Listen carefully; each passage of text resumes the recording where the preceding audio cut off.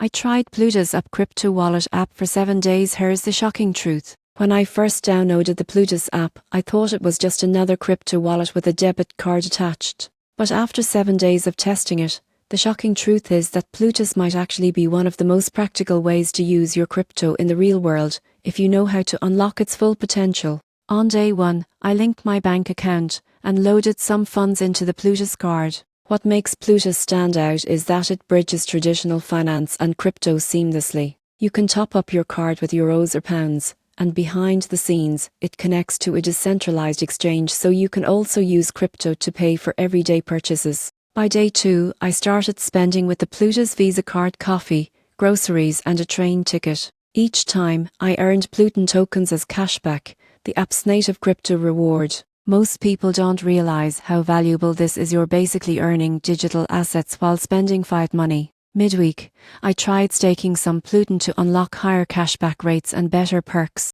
That's where the app gets interesting. The more Pluton you hold, the more benefits you get, kind of like a loyalty program, but powered by crypto economics. By day 6, I explored the perks feature.